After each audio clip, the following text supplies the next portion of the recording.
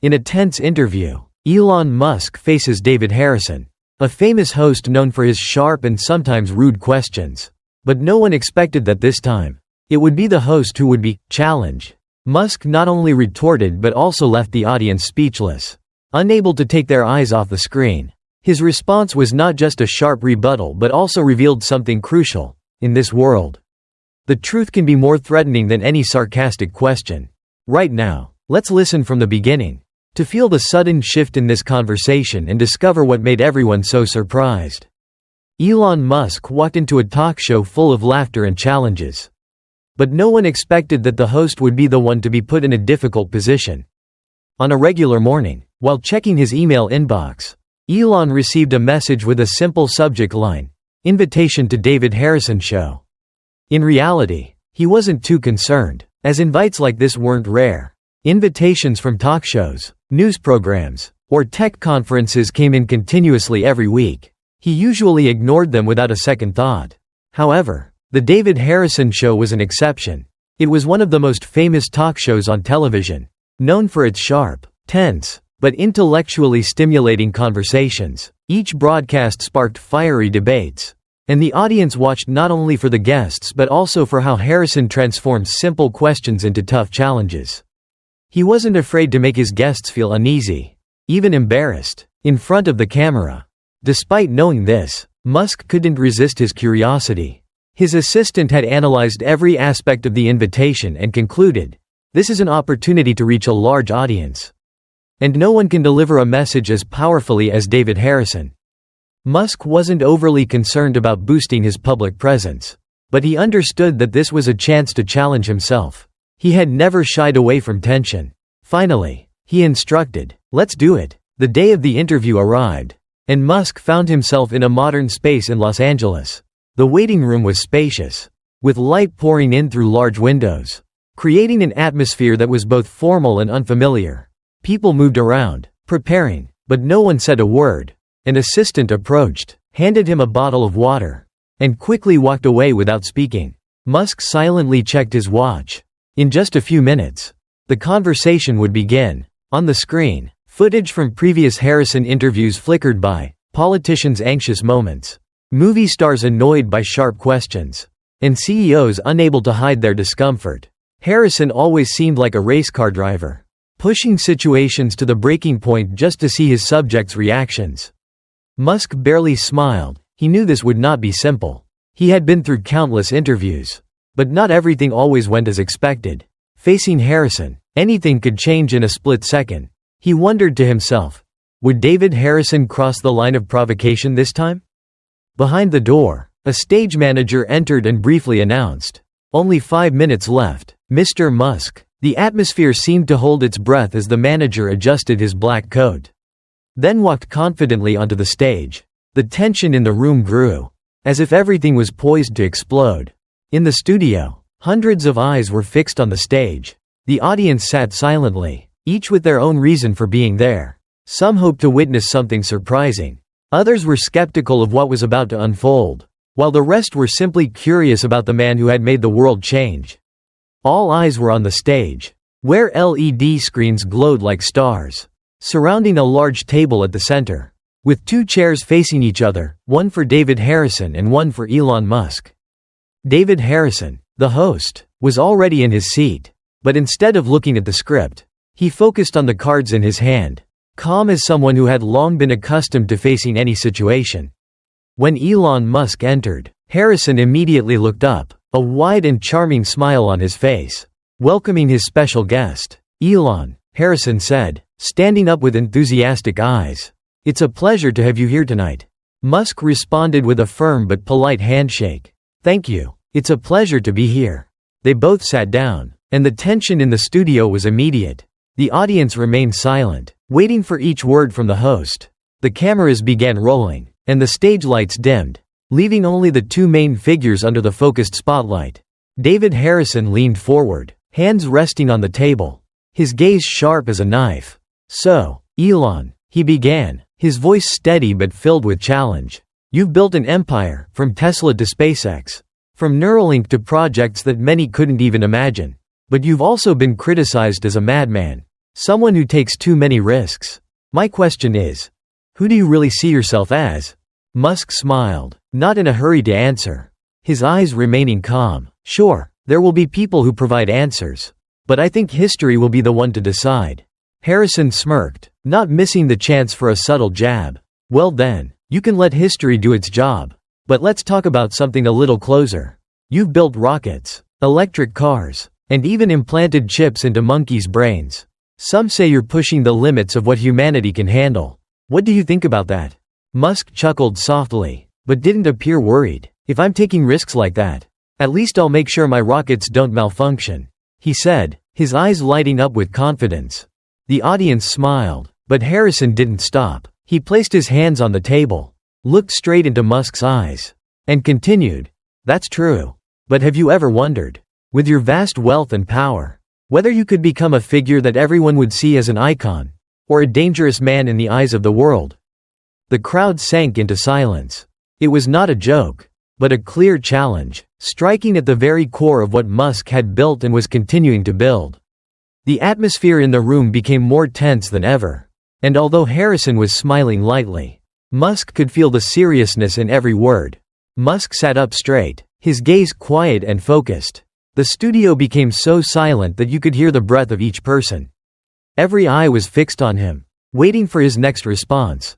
He smiled lightly, but the smile did nothing to ease the tension in the air. To be honest, if I were a villain in a spy movie, I'd definitely have a secret organization. Not live in a small house like this. But I just have a $50 house in Texas. Just like anyone else, Musk said, his voice calm but sharp. The audience chuckled softly, but David Harrison remained unfazed. He flipped through each question card slowly, as if waiting for the perfect opportunity to stir up a storm. "So, is that house where you made the decision to lay off some departments, including the cleaning team at X?" Harrison didn't let Musk answer immediately and immediately threw out a challenging remark. Musk remained silent for a moment, showing no emotion, only replying softly, "That's part of the necessary changes." "Changes?" Harrison repeated, his voice as sharp as a knife. "I'm sure you don't want to elaborate on how this was a sudden cut that left many people out while the holiday season was approaching?"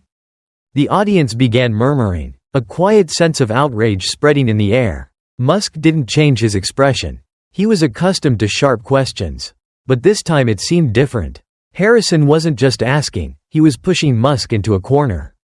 "Harrison, are you referring to the office in San Francisco?"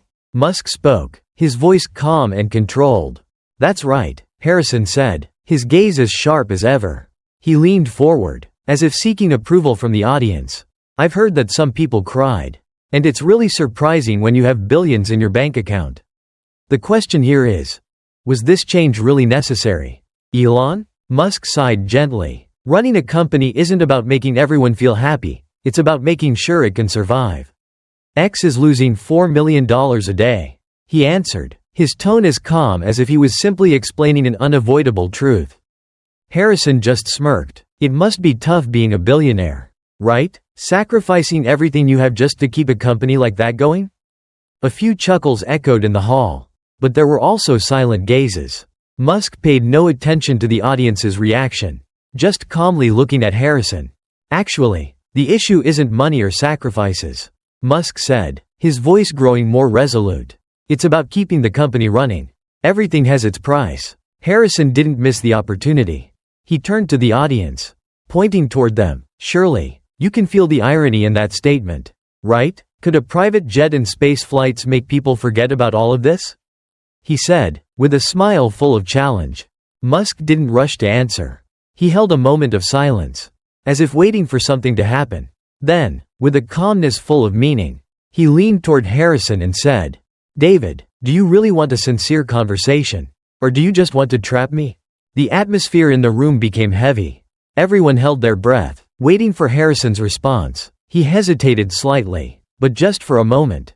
The smile returned, though it was somewhat forced. "I like the truth, Elon, and I like transparency. But clearly, not everyone agrees that your leadership at X has helped the company rise. Many people believe you've made hasty and irrational decisions," Harrison said, his voice cold but no less determined. The room fell silent, as if everything had stopped. And a real confrontation had begun. Elon Musk watched David Harrison, his gaze exuding an extraordinary calm. Tesla was nearly dead before I came. They had spent so much money without knowing what to do with it. But now, we've started heading in the right direction. I don't know if everything has succeeded as expected, but you can't call it a disaster. David Harrison let out a brief smile, his eyes gleaming with sharpness. That sounds reasonable, but not everyone cares about how the company is doing. I think we should focus on what everyone is curious about. He quickly glanced at the crowd around him. Who here owns a Tesla? A few hands went up, but not many. Harrison continued, ignoring the gazes on him. So do you trust Tesla's self-driving capability? Some people began clapping enthusiastically, while skeptical murmurs were also heard. Harrison turned back to look at Musk, smiling as if he had just discovered something interesting. Elon, are you betting on technologies that aren't perfect? There have been several accidents, even deadly ones, but you keep going as if this is an inevitable future. Have you ever thought about whether you're responsible when something goes wrong? Musk sighed, tapping his fingers lightly on the table as if pondering something. David, don't you think all car companies face these problems? No one asks the CEOs of other companies if they feel guilty when their cars have accidents. Harrison wasn't easy to let go. That's true, but at least other car companies don't promise a fully self-driving car. But you've bet everything on that. Musk smiled, a subtle smile full of meaning. Yes, that's true, and we're still experimenting. That's why we don't make hasty promises. Harrison didn't give up. He shook his head dramatically. All right, let's stop talking about cars. Let me ask you about Neuralink. Implanting chips into the human brain. Don't you think that's dangerous? Musk didn't respond immediately, just looking at Harrison, his face seemingly trying to avoid falling into the trap of this conversation. Finally, he sighed. David, have you watched too many movies about the future world? Reality isn't always like what we imagine. The audience chuckled lightly, but Harrison remained serious. He tapped his hand on the table, eyes fixed on Musk, as if urging him to answer his question. But do you think about the risks when humans become entirely dependent on technology? Brain chips, automation, satellites. How long before we can't distinguish between creativity and control anymore? Musk sat up straight, his gaze unchanged, but the silence filled the space. After a long moment, he spoke in a calm voice. Do you really think I want to control the world? Harrison smiled slightly, his face full of confidence. When you hold the power in social media, transportation, space travel, artificial intelligence, and now human brains, do you think we're stepping into the realm of the rulers? Musk raised an eyebrow, but didn't answer immediately. The tension between them was becoming more evident. This conversation, no longer just an interview, seemed to have become a confrontation between two differing worldviews. In the conference room, the atmosphere grew more tense. The light cast on Elon Musk's face made him appear as a warrior ready to face battle. David Harrison, sitting across from him, smiled with a half-smirk, trying to maintain an air of confidence. Musk, don't you find anything strange? It's always about boundless dreams. Then strategies full of hidden meanings. What do you think about this? David paused, staring directly at Musk, not missing the chance to ask the next question. With the name Ex Machina, are you trying to create a project that makes everyone terrified? Who would feel safe hearing that name?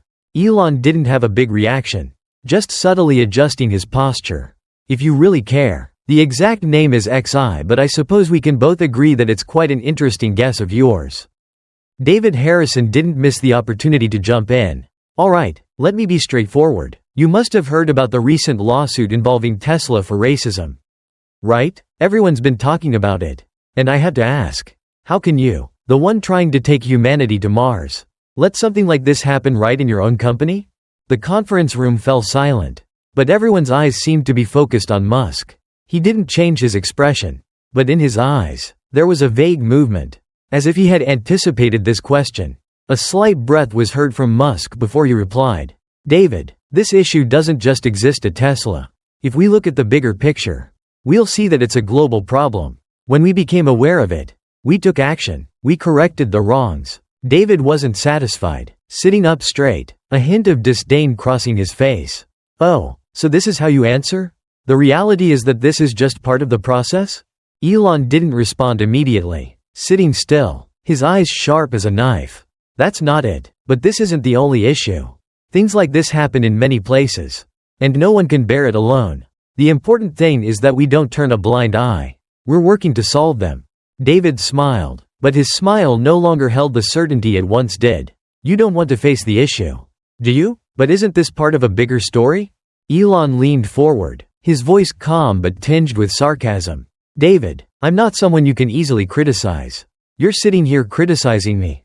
But you're part of the world you're criticizing. The company you work for has been sued over major issues. You continue to accept advertising from giant pharmaceutical companies and defense contractors. And you know what? You're the one broadcasting these messages to the public. The atmosphere in the room immediately changed. People began to whisper, their eyes shifting from Musk to David, looking for his reaction. But David, even faced with the truth, didn't know how to respond. He opened his mouth, but the sound stopped midair. Elon didn't let up. He continued, his voice calm but strong. If you want to talk about power, we'll talk about your power. You're sitting here, trying to portray yourself as the representative of the people. But your paycheck comes from the people you're criticizing. If you push too far with what they don't want, don't be surprised if you're replaced immediately. The whole room seemed to stop. The tension was palpable, and no one dared to breathe too loudly. A few people in the audience started clapping awkwardly, while others sat still, their eyes fixed on Musk. David Harrison felt an uncomfortable wave wash over him as he was forced to smile. But the smile couldn't hide the tension in his mind. So now it's all on me.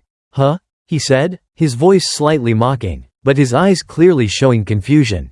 Musk looked at him with cold eyes. I just thought you wouldn't mind hearing the truth. For the first time during this confrontation, David couldn't respond immediately. He quickly flipped through the cue cards in his hand, trying to maintain composure, but deep down he knew the control had slipped out of his hands. Musk wasn't rushing, he just sat there, leaning back slightly, as if savoring every moment of this. David cleared his throat awkwardly and adjusted his seat. He had never faced a situation like this before, and the feeling of losing control was uncomfortable. He was always the one who could easily overpower others. But today wasn't like that. However, he had no intention of letting Musk take over his show. Fine, David said, forcing a smile, trying to mask his lack of confidence.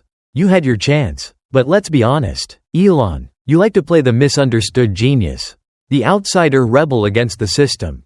He leaned forward, as if to emphasize the mystery in every word. But really, is it all just a show? A person who owns assets worth hundreds of billions, how can they be the one fighting against what they've always condemned? Aren't you the system itself? Musk raised an eyebrow, showing no signs of emotion. Are you sure about that? David didn't hesitate, continuing his attack. You're the richest man in the world. You buy up companies you don't like. You speak about free speech. But in reality, you're running X like your own kingdom. You're the one who decides who gets to speak and who gets blacklisted. Although Musk's expression remained unchanged, the atmosphere in the room had completely shifted. As if a black curtain had covered everything. Everyone could feel the overwhelming tension. No one daring to breathe too loudly. David didn't stop. He flipped another cue card, as if he were preparing to continue his assault.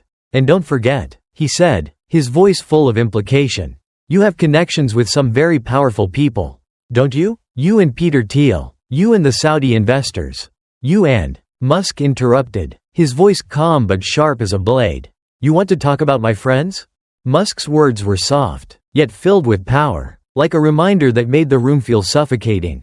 David Harrison looked at Musk, his eyes wide, not understanding why those words carried such a heavy weight. The people who fund your show. The investors who decide what you're allowed to say. The ones who contribute to political campaigns to make sure you don't go too far. You think I have power? Yes, I do. But when I make decisions, everyone knows who I am and what I'm doing. What about you? Musk asked, his gaze fixed on David, as if pushing him into a corner. David Harrison tried to keep his composure, but his face began to show signs of tension. His breath became shallow as he looked at Elon Musk, who was still sitting firmly, his sharp gaze unhurried. You know, Musk began, his voice slow but carrying weight. I'm building projects the world has to face. There's no room for escape. When I fail, the entire public will know. But what about you? Musk looked around the stage. pointing as if to highlight the stark difference. "You're sitting here pretending to be the one challenging the powerful. But in reality, you're just someone following orders." David felt his body stiffen. The sense of power he always held in his hands suddenly slipped away. Like a fire slowly fading. The audience no longer laughed. A few people looked at each other. Silent nods as if they were witnessing something they couldn't believe. He had to react quickly, or everything would spiral out of control. "You're trying to avoid my question," David said, trying to maintain a confident tone. "We're not talking about me. We're talking about you. People say you're unstable, that you encourage risky ideas. And everyone who works with you lives in fear. Do you really think about the consequences of what you cause?" Musk leaned forward, staring at David, his voice unchanged. "Silence," he said, just one word, but it cut through the air. David slightly opened his mouth, ready to retort, but Musk quickly continued, "You can't change anything. What do you do other than stir up the flames of anger? You don't solve problems. You only push people into meaningless arguments. And then when the lights go out, when the storm passes, can you honestly say you've done anything?" David felt like he had been knocked down. But he couldn't stop. "You're saying I do nothing. But at least I make people pay attention," David replied, trying to regain control. Musk looked at him patiently, his eyes unwavering, as if he had heard enough. "No, you're just prolonging nonsense," he said softly, but each word stabbed straight into David's mind. "Your job is to maintain anger, to make people look at you. But what have you really created? A small TV show that you think can change the world?" The audience went silent. No one laughed anymore. There were some claps, but they were sparse. Only a few people beginning to realize the things Musk was saying. Both the audience and David could feel the shift in the atmosphere. David felt as if a heavy blanket was pressing down on him, making it hard to breathe. He began to feel uneasy, no longer able to maintain the confident smile he had earlier. David looked down at the cue card, but the words on it seemed meaningless now. He tried to get back into rhythm, but it was undeniable that the atmosphere had completely changed. He had to do something now. "Well then, Elon," David said, his voice slightly rushed, trying to return to his original composure. "You came here to talk about the future, about the innovations you've created. Can we end this show on a positive note? Could you tell us what your next project will be? The one that could change the world?" David Harrison felt his body tense up, and although he tried to maintain his composure, the beats of his chest couldn't stop racing. In front of him, Elon Musk still sat silently, his eyes sharp as though seeing through everything. Unwavering. "You know," Musk began, his voice low and steady, "I think the future isn't just about new technologies or great leaps forward. Really, the biggest challenge we face isn't technological. It's belief." David frowned, unable to hide his surprise. "Belief?" he repeated. Musk nodded, his gaze thoughtful. "Exactly. People are losing faith in institutions, in governments, in companies, and they have every reason to do so." Each word he spoke sent a ripple through the room. David chuckled, but it was a forced laugh. "So you think you can be the solution to all this?" he asked, his eyes flashing with a hint of sarcasm. Musk shook his head, not challenging, but simply being honest. "No, I'm not the solution, but I believe the truth is the solution. People are tired. They're fed up with being controlled by lies." David was stunned, feeling unable to argue back. He tried to regain control, but couldn't stop feeling the pressure from each of Musk's words. "So you're saying I'm part of the problem?" He raised his voice a little higher than usual. Musk raised an eyebrow, tilting his head as he looked at him. "I'm not saying that, David. I just see that you and people in your industry are maintaining a system where division and hatred are nurtured, while the truth is hidden. You ask me about responsibility for what I create. But I want to ask you one thing. Do you think you're not responsible for what you're creating?" Silence filled the room, and the tension quietly spread. David's face became stiff, his eyes no longer blinking, as if Musk's words had cut off every thought in his head. He couldn't react immediately, but then, a round of applause broke out from one person in the audience, followed by another, and gradually, there was a scattered but clear applause. That movement was like a slap in the face to David, making him flinch. He forced a smile, but the feeling of defeat washed over him like waves. David cleared his throat and tried to hide his frustration. "Well then," he said, trying to turn the situation around. We've had a very interesting conversation. Let's all congratulate Elon Musk, who took the time to share his thoughts with us." He turned back to the audience, forcing himself to show an optimistic attitude. The applause was no longer enthusiastic, just a dry acknowledgement, mixed with whispers in the room. Musk stood up, nodded politely, and shook David's hand briefly. He left the stage with a confident step, his gaze focused ahead, as if he had completed part of his task. All that was left was David, sitting still in his chair, the heavy feeling slowly descending like a fog enveloping his mind. The audience gradually returned to their normal breathing.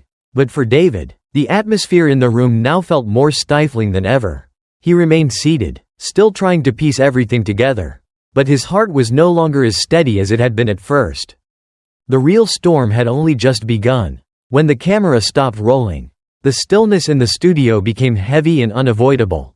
Everyone in the room, from the assistants to the cameramen, moved slowly, as if every movement could shatter the already tense atmosphere.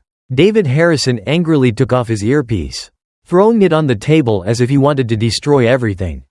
Though his forced smile still lingered on his face, his eyes scanned the room with clear impatience. "What's going on?" he growled, his lips tight. The producer didn't look back at him. Instead, his eyes remained glued to the phone in his hand. Behind him, half of the team in the room was focused on the screen, scrolling through the notifications, every second that passed feeling like something was about to explode. And just as expected, within minutes, the entire room was swept up in a new wave. Even though the show hadn't aired yet, clips from the audience had quickly been shared, spreading like wildfire. In just a few seconds, Twitter, was ablaze with undeniable headlines. "Elon Musk silences David Harrison live on air," exposing the media's lies. After leaving backstage, Musk had just stepped into the hallway when his phone immediately buzzed. As he checked it, a storm of mentions of his name flooded in. A short video posted by an account with few followers quickly garnered hundreds of thousands of views. With comments flooding in, Musk crushed Harrison like he was a joke. Everything had shifted. No one was talking about Harrison's question anymore. Everyone was only discussing how Musk countered. And it wasn't an interview. It was a brutal takedown.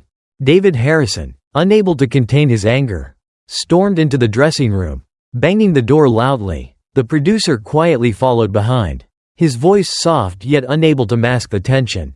"We need to plan for this. It can't be overlooked." Harrison didn't look up, still pouring a strong drink and downing it. He couldn't hide his pale face.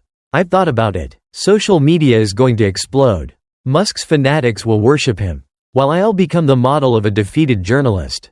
He shook his head, his anger relentless. Musk avoided all the questions. He didn't face the truth. The producer stopped, looking at him slowly, not rushing to respond. "But is that really what you think?" Harrison gripped the glass tightly, his mouth trembling with tension. The producer glanced at his phone, then sighed softly. "David, people don't like feeling manipulated. And tonight, you were the one doing that."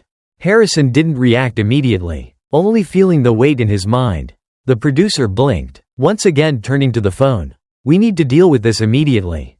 David Harrison said nothing, sighed, and let go. "So, what's the plan? How do we put out this fire?" Harrison laughed, but it was a bitter laugh. "You think I'm going to kneel and apologize? Don't expect that." The producer shook his head, patience evident in his eyes. "Not an apology, but a shift in perspective. We'll say that Musk is just a fraud trying to hide his true nature and refusing to face the truth." Harrison thought for a moment, then looked at him with a heavy gaze. But before he could speak, an assistant knocked lightly. "David, there's an urgent meeting from the network. They want to see you right now." Musk stepped out of the room, feeling as if the entire studio's atmosphere still weighed heavily from the tense conversation. He wasn't in a hurry, walking slowly toward the nearby Tesla, the dim street lights reflecting on the shiny black glass. The car door opened. The driver glanced at the rearview mirror and smiled lightly. "Tonight was really impressive," he said. Musk replied vaguely, his tone devoid of any enthusiasm. "Maybe." Musk's phone buzzed with a message from someone on his team, a familiar face who had been with him for many years. The text on the screen was short but meaningful. "Unbelievable. Public reaction has exploded." Musk scrolled through the screen, each piece of information pouring in like a storm. with constant updates. He realized that the story had spiraled out of control. Today, David Harrison's supporters would definitely get involved to turn the tide. They would turn Musk into a rebellious billionaire, exploiting every situation to distract the public, a victim playing his game. But that no longer mattered. Tonight, in front of millions, everything had revealed its true nature. And once the cracks began to appear, no one could stop digging deeper. The next morning, the footage from the interview was no longer just a viral video on social media. It had become an event that every news outlet couldn't ignore. Each media outlet tried to explain it in its own way. Some said Musk had shown an unprecedented calm, overcoming all the pressure of the conversation, while others criticized Harrison, claiming he was unprepared for what had happened. But more importantly, it wasn't about what was said, but what no one wanted to admit. One group of people believed Musk was someone who dared to shatter old norms. A billionaire unafraid to face the truth, even if it could damage his image. Another group argued that he had avoided moral questions, skillfully deflecting the story without ever truly addressing the difficult issues surrounding his companies. And beneath all the debates, something bigger was quietly happening. The public began to question how these interviews were conducted, how the media selected and shaped the stories. When one realizes that these conversations weren't always meant to seek the truth, but to create shocking events, the process could never go back to how it was before. The media always fears when the public starts asking, why do these stories seem wrong? And once doubt begins to emerge, there's no turning back. The meeting room became eerily quiet, the atmosphere tense and full of anxiety. David Harrison sat opposite the group of executives, his eyes sharp, but he couldn't hide the unease creeping into his mind. He had sat here many times before, facing controversial interviews, but this time, his feeling was entirely different. One executive, a woman in a black suit, picked up her phone and set it down on the table. She carefully chose her words, as if weighing what she was about to say. The metrics have far exceeded anything we predicted. Engagement is at its highest this year. David couldn't help but sigh a little, trying to force a weak smile. I told you, we did the right thing. Another executive, unable to hide her exhaustion, ran a hand through her hair and spoke softly. David, that's not the issue. Although the numbers seem positive, they don't bring us long-term benefits. The public reactions, we can't let this situation continue. David frowned, a hint of irritation in his eyes. It's just a temporary explosion. Everything will settle down in a few days. The woman in the black suit sighed, her voice becoming more serious. This time, it's not just a media wave. What's happening isn't just about Musk, it's about how we're handling everything. People no longer see us as a company that simply provides information. We are now part of a much more complex system.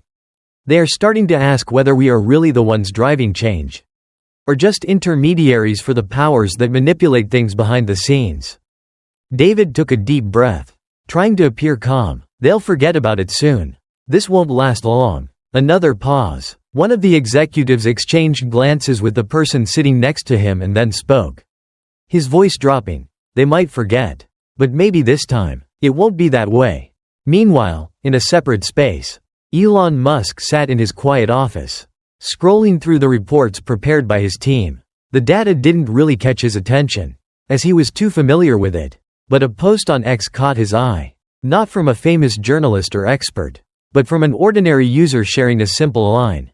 What's truly scary isn't what Musk is saying, but how the media is trying to control this story.